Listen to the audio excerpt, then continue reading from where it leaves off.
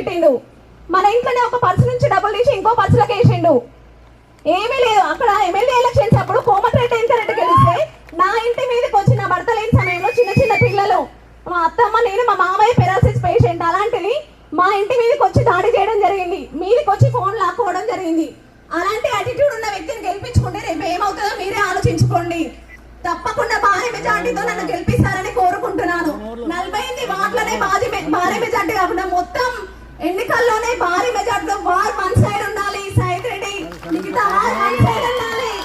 తప్పకుండా గెలిపించాలి. Last time KCR గారు వచ్చినప్పుడు మన నల్గొండలో దత్తత తీసుకునే ఐటీ టవర్, మెడికల్ కాలేజీ భూపాలన్న గారు అని చెప్పేసి మీ అందరికి కూడా తెలియజేస్తా ఉన్నాను.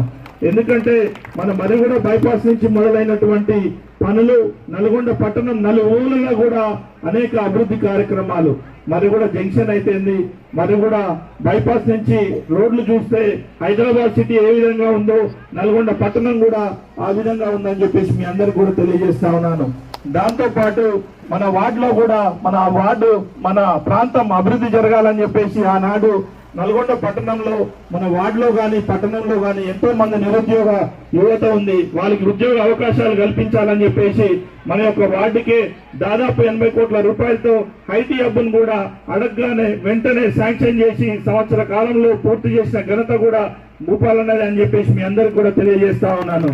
ఎందుకంటే మన వార్డు మీద ఉన్నటువంటి ప్రేమతో ఆ రోజు చైర్మన్ గా అవకాశం ఇచ్చి దాదాపు మన వార్డుకే ఐటీ హబ్ను కూడా ఇవ్వడం జరిగింది.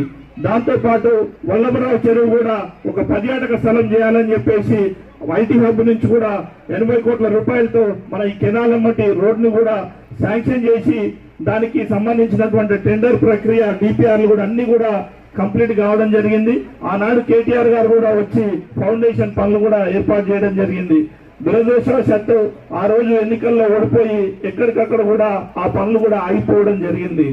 ఈ రోజు నల్గొండ పట్టణంలోని కూడా ఏ ఒక్క సీసీ రోడ్డు కానీ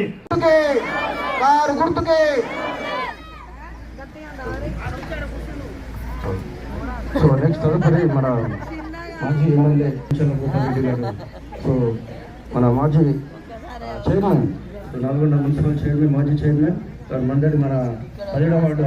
ఆ ఒక్క ఓటుతోటే మీరు చేసినటువంటి ఆశీర్వాదంతో ఆ రోజు వార్డు కౌన్సిలర్ గా గెలిపేయడం జరిగింది.